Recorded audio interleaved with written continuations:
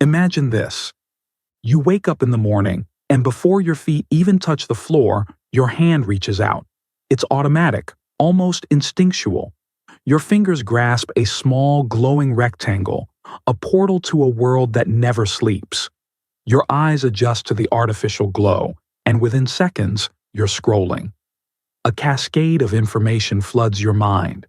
A tragedy on the other side of the world, an influencer's perfect morning routine, a friend's engagement, an ad promising a better life, and 1,000 faces staring back at you.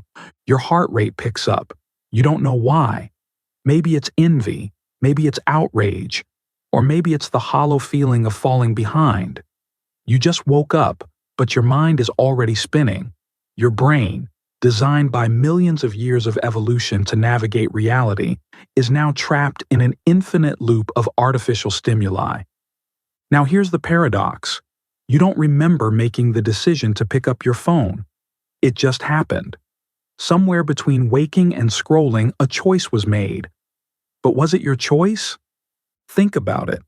When was the last time you sat in silence, alone with your thoughts, without reaching for a distraction? When was the last time you truly felt bored? The kind of boredom that used to spark curiosity, creativity, and deep thought? The kind of stillness that gave birth to philosophy, art, and self-awareness. Now, something else happens. You close the app, telling yourself you're done.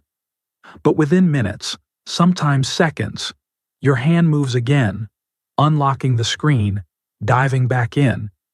You don't even remember why.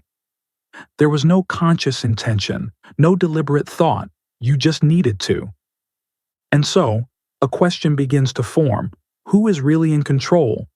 Not just of your time, but of your mind. You see, we like to believe that we are the masters of our own thoughts, the architects of our own desires, that every decision we make is ours and ours alone. But what if that's an illusion? What if something unseen is pulling the strings, shaping not just what we look at, but how we think, how we feel, even who we become? Now here's the terrifying part. The greatest trick social media ever pulled was convincing you that you're the one using it. But what if it's using you? Because every time you open an app, every time you scroll, like, share, or comment, something is happening beneath the surface. A psychological war is being waged, not against your body, but against your attention, your perception, your identity. And the battlefield isn't out there. It's inside your own mind. You don't even realize the depth of it yet, but you will. Because what if I told you that every second you spend online, your brain is being rewired? That algorithms know you better than you know yourself? That your thoughts, emotions, and even your beliefs aren't as much yours as you think? You see, there's a reason why the world feels more fragmented, why focus is harder, why anxiety is rising, why genuine human connection feels like it's slipping away. There's a reason why you can spend hours on social media and walk away feeling empty. And it's not by accident. The system is designed this way. The question is, why? And more importantly, what can you do about it? Let's go deeper. There's an old saying, if you're not paying for the product, you are the product. But this is only half the truth. The reality is far darker. You are not just the product. You are the experiment, the test subject, the variable in a vast, invisible psychological war designed not to inform you, not to connect you, but to control you. You don't see it happening because it doesn't feel like control. It feels like choice. It feels like free will. But if you think about it, if you really step back and observe, how much of what you do online is truly your own decision? The moment you log into social media, your brain enters a carefully designed dopamine loop, a cycle of unpredictable rewards and punishments that keeps you hooked. This is no accident. Every aspect of these platforms, from infinite scrolling to push notifications to like buttons, is engineered to hijack the same neural pathways that drive addiction. Dopamine, the brain's pleasure chemical, is at the heart of this trap. But here's the sinister part. Dopamine isn't just about pleasure. It's about anticipation. The rush comes before the reward, before the like, before the comment, before the next viral video. This is the same neurochemical mechanism that keeps gamblers pulling slot machines for hours, the same one that makes people addicted to drugs, pornography, and compulsive shopping. Social media is a digital slot machine, and every time you refresh your feed, you're pulling the lever, waiting for that next unpredictable hit of pleasure. And the worst part? The more you engage, the less rewarding it becomes. The first few likes feel exhilarating. The 100th? Number. So, you chase more. You post again. You scroll longer, and before you know it, your brain is rewired. Your baseline dopamine levels drop, making you more anxious, more restless, more dependent on that next hit just to feel normal. This is not just a design flaw. This is by design, but it goes deeper than just addiction.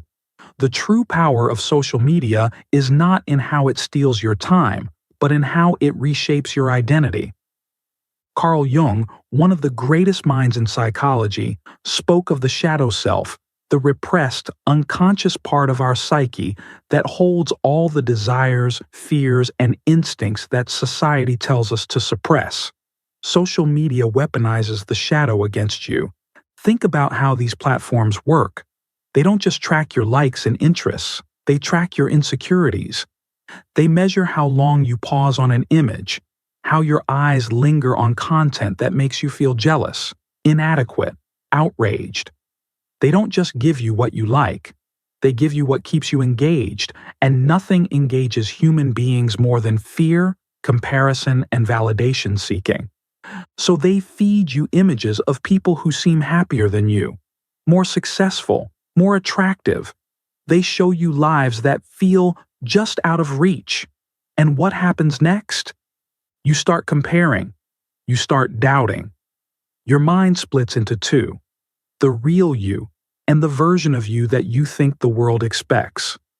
Your shadow grows, and instead of confronting it, you try to bury it under more likes, more approval, more external validation. Jung warned that repressing the shadow only makes it stronger. And now, social media has created an entire generation drowning in it, unsure of who they are, desperately curating digital personas that feel more real than their actual selves. But here's the thing: if an algorithm can shape your emotions, if it can manipulate your fears and desires, then who are you really? Friedrich Nietzsche spoke of the dangers of herd mentality, how society rewards conformity while punishing those who think for themselves. Social media has accelerated this process beyond anything he could have imagined. We like to think we are free thinkers, that our beliefs are formed by rational thought. But studies show that most people don't hold opinions, they adopt them. We absorb them from our environment, our social circles, the information we are repeatedly exposed to. And social media? It's the most powerful belief-shaping machine ever created. It works like this. The algorithm notices what you interact with. It feeds you more of the same, reinforcing your views. It surrounds you with people who think like you, making alternative perspectives seem absurd or even dangerous. Over time, your beliefs solidify, not because they are true, but because they are all you ever see.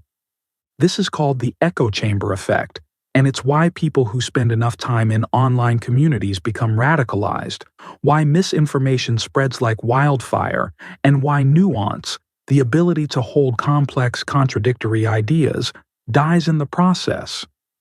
Nietzsche feared a world where people stopped thinking critically, where they became last men, comfortable, complacent, mindless consumers of prepackaged ideas.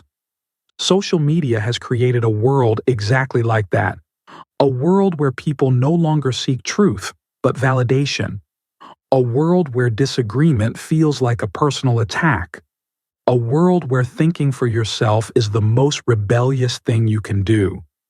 So now you have to ask yourself, if social media is not just stealing your time, but reshaping your thoughts. If it's not just showing you content, but shaping your emotions. If it's not just entertaining you, but addicting you. Then what is left of your free will? And if this is what's happening to you, what is happening to the world? Because what happens when an entire generation's self-worth is dictated by likes and followers? What happens when people are more loyal to algorithms than to truth? What happens when the human mind itself becomes a product to be bought, sold, and controlled? This is not just an individual problem, it's a civilizational crisis. But there's something even worse lurking beneath the surface, an unseen consequence that most people never realize. And once you see it, you can never unsee it. Let's go even deeper. Imagine waking up one morning to find yourself in a world where nothing feels real anymore. You scroll through endless feeds, consuming stories of people you've never met, debating ideas you never truly questioned, reacting to emotions that aren't even yours. You feel something: anger, envy, excitement, despair. But where do these feelings come from? You pause. You try to remember the last time you experienced joy without documenting it. The last time you had an opinion that wasn't shaped by something you saw online. The last time you thought without seeking approval. The realization hits you like a wave. Your mind is no longer yours. This is the invisible price of social media, not just addiction, not just distraction, but a slow, insidious disintegration of self. And most people never even notice it happening. In the 21st century, attention is the most valuable currency on Earth.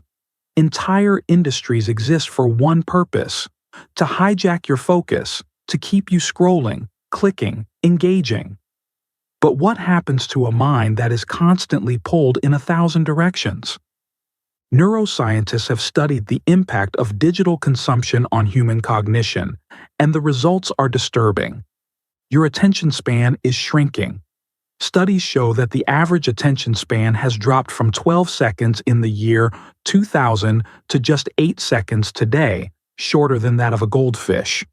Deep thinking is disappearing. When you're constantly bombarded with fast, shallow content, your brain loses the ability to focus for long periods. Reading a book feels exhausting. Sitting in silence feels impossible. Memory is deteriorating. The more we rely on digital devices to store information, the less we remember. Our brains, once designed to retain knowledge, are now optimized for scrolling, not understanding. But here's the most terrifying part. When you can no longer hold a thought long enough to analyze it, you become incapable of thinking for yourself. And a person who can't think for themselves is easily controlled. This is why social media is not just an addiction. It's an assault on human consciousness. Social media promised us connection. It told us we could be closer than ever before, connected to the world, to friends, to ideas. But in reality, we have never been more isolated. Psychologists are now calling it the loneliness epidemic. Despite being constantly connected, depression and anxiety rates have skyrocketed. Why? Because online interaction is not real connection. You can receive 1,000 likes on a post and still feel alone. You can have 10,000 followers and still feel unseen. You can share every moment of your life and still feel disconnected from yourself. Real connection happens in presence, in the subtle energies of human interaction, the tone of a voice, the warmth of a glance, the depth of a silence shared between two people. Social media cannot replicate this. Instead, it gives us the illusion of intimacy while keeping us isolated behind screens. And worst of all, it creates a new social hierarchy, one where numbers determine worth. Followers replace friendships. Validation replaces self-worth. Performance replaces authenticity. So people start curating their lives, not to live, but to be seen. And in the process, they lose touch with who they really are. Why does social media make us miserable? The answer lies in a psychological mechanism called social comparison theory. Human beings are wired to compare themselves to others. It's how we gauge success, status, and self-worth. But in the past, we compared ourselves to people in our immediate reality, family, friends, neighbors. Now, we compare ourselves to the entire world. A 16-year-old sees billionaires and wonders why they haven't made it yet. A woman sees models with digitally enhanced features and questions her beauty. A man sees someone lifting more weight at the gym and feels weak. A person in a happy relationship sees a romanticized version of love online and starts doubting their own. The result? A silent crisis of self-worth. We are being conditioned to feel like we are never enough, never rich enough, never fit enough, never successful enough. And when everyone is constantly broadcasting their highlights, it creates the illusion that everyone else is living a better life. But here's the truth. Nobody posts their failures. Nobody shows the nights they feel alone, the mornings they wake up insecure, the moments of self-doubt, the heartbreak, the disappointment. We are comparing our entire existence, flaws and all, to someone else's best moments. And that is a game we will always lose. Here's the final, most chilling realization. Every time you engage with social media, you're being studied. Your likes, your shares, your pauses, every single action is tracked. Algorithms know what makes you angry, what makes you insecure, what excites you, what keeps you scrolling the longest, and they use that data against you. Not to make your life better, not to inform you, not to help you grow, but to control your behavior. They show you content designed to provoke you, to keep you emotionally invested, to keep you hooked. Because your attention is worth billions. And here's the worst part. These algorithms know you better than you know yourself. They know what you'll click before you do. They know your fears before you acknowledge them. They know how to push your buttons better than any human psychologist ever could. So ask yourself, if an AI-driven system can manipulate your thoughts, emotions, and behaviors, then how much of your identity is truly yours? Most people will never question this. Most will continue scrolling, reacting, consuming, trapped in the machine without ever realizing it. But you're different. Because now you've seen behind the curtain. You've recognized the unseen forces shaping your reality. And once you see it, you can't go back. The question now is, how do you break free? Because the system is designed to keep you inside. And escaping? That requires rebellion. Let's go deeper. Imagine, for a moment, that you are standing in a vast empty room. The walls are lined with screens, each displaying a version of yourself. One screen shows you as the person the world expects you to be, curated, polished, filtered. Another screen shows you lost in endless scrolling, reacting to information designed to manipulate you. A third screen flickers with numbers, likes, views, comments, your worth distilled into meaningless digital approval. And then, in the farthest corner of the room, there's a blank screen. A screen that shows nothing because it is waiting for you. This is the real you, the one that social media has buried, the one that exists beyond algorithms, beyond manufactured desires, beyond the constant pressure to be seen. And now, you have a choice. Do you continue being a prisoner of a system that thrives on your distraction, or do you reclaim your mind? Because make no mistake, escaping social media's grip is not passive. It is warfare. It is rebellion. And rebellion begins with awareness. You cannot fight what you do not understand. The first step in breaking free is recognizing exactly what social media is doing to you. It is not a tool, it is a trap. The difference? A tool serves you, A trap ensnares you. A tool helps you build. A trap extracts from you. Once you see social media for what it really is, a weaponized behavioral experiment, you stop using it mindlessly. You start asking questions. Why am I opening this app right now? What emotion is driving me to check my phone? Who benefits from me staying engaged? Most people never ask these questions. Most people are asleep, scrolling, consuming, reacting, without ever realizing that they are being played. But once you start noticing, the spell begins to break. Social media engineers know one thing. If they can control your attention, they can control your life. So the next step is simple. Take it back. Try this. A 7-day digital fast. For 1 week, delete every social media app from your phone. No scrolling, no feeds, no notifications. You will feel it immediately. The itch to check, the anxiety of missing out, the restless boredom. That's withdrawal. That's your brain detoxing from addiction. But something else will happen. After the first few days, you'll notice something strange. Your mind feels clearer. Your focus sharpens. Time slows down. You feel free. Because for the first time in years, you are no longer being puppeteered by an algorithm. Now, some will resist this. They'll say, but I need social media for work, for staying connected, for information. Fine. But understand this. The goal is not never using social media. The goal is using it without being used. And to do that, you must first break the dependency. Once your attention is no longer hijacked, something powerful happens. You start thinking again, not in fragments, not in reactionary bursts of dopamine, but in depth. You start questioning the ideas fed to you. You start forming your own opinions. And most importantly, you start remembering who you were before the system took over. Because here's the truth. Most people today are not thinking. They are regurgitating. They are repeating opinions they saw online, reacting to emotions that were planted in them by algorithms.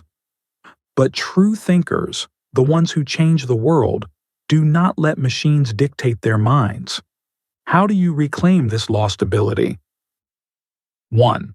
Read more books, fewer tweets. Social media gives you fragments. Books give you depth. The more you read, the more your brain rewires itself for long-form thought. 2.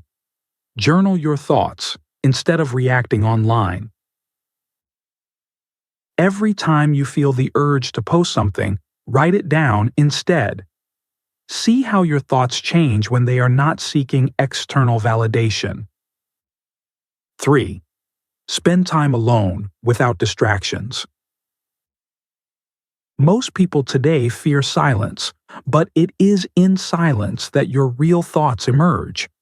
Social media has convinced millions of people that their worth is determined by numbers. But the truth is this. You are not a brand. You are not content. You are not a product to be marketed. You are a human being. And human worth cannot be measured in likes, shares, or follows. The final step of the rebellion is to detach your identity from digital validation. Stop posting for approval. Start living for yourself. Ask yourself, would I still do this if nobody could see it? Would I still care about this if it weren't for social media? Who am I when nobody is watching? Because the most radical thing you can do in a world obsessed with being seen is to live for something deeper than validation. So now, you stand at the edge of two paths. The first is the easy road, the one most people take, the road of distraction, dependency, and digital hypnosis. The second is the harder road, the path of awareness, rebellion, and true freedom. Most will never take it. Most will choose comfort over consciousness. Most will remain asleep, but not you. Because now you've seen the system for what it is. You've felt the weight of its control. You've glimpsed the truth of what it has taken from you. And once you see it, You cannot unsee it. So the only question left is, will you take back your mind? Or will you remain a prisoner of the algorithm? The choice is yours. But for those who choose freedom, there is one final revelation, one last, most powerful truth that changes everything. And once you hear it, you will never look at the world the same way again. Let's go even deeper. You wake up one morning and something feels different. You reach for your phone just like always, but this time you pause, you hesitate. Not because you're resisting an addiction, not because you're forcing yourself to take a break, but because, for the first time in years, you truly don't feel the need. You don't crave the noise. You don't need to check what's trending. You don't care about what strangers are posting, what algorithm-driven outrage is circulating, or how your last post performed. For the first time in years, your mind is silent. And in that silence, a realization dawns, something that changes everything. This is the truth that almost nobody wants to face. We blame the platforms, we blame the algorithms, we blame the corporations designing these digital traps. And yes, they are all complicit, but at the core of it all, there is something even deeper, something more unsettling. The reason you kept going back wasn't just because of dopamine manipulation. It wasn't just because of habit. It was because social media gave you something that you were missing in your real life. Sit with this question for a moment. Every time you opened that app, what were you trying to avoid? Was it boredom, loneliness, the discomfort of being alone with your thoughts? Or was it something much deeper? The feeling that your life wasn't exciting enough, the fear that you weren't doing enough, the anxiety of facing reality without distractions? Social media didn't create these feelings. It fed off them. And as long as you were distracted, as long as your mind was occupied, you never had to confront the one thing that truly terrified you: yourself. The French existentialist Jean-Paul Sartre once wrote, "Man is condemned to be free, because once thrown into the world, he is responsible for everything he does."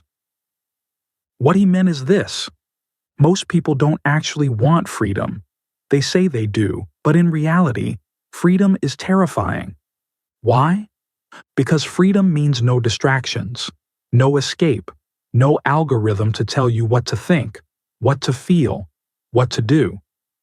Freedom means sitting with the reality of your own existence, your choices, your responsibilities, your mortality.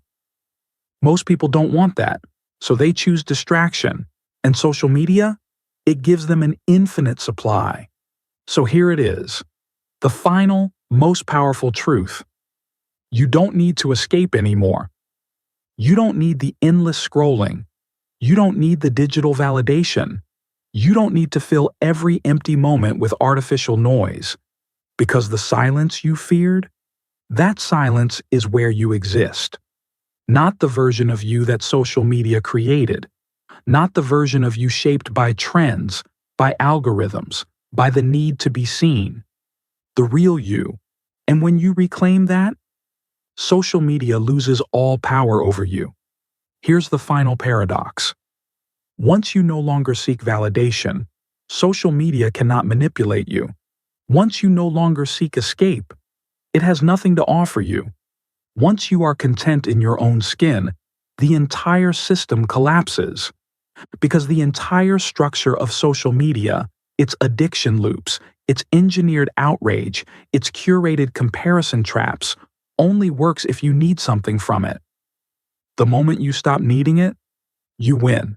Not by deleting your accounts, not by running away, but by stepping into a mindset where social media serves you, not the other way around.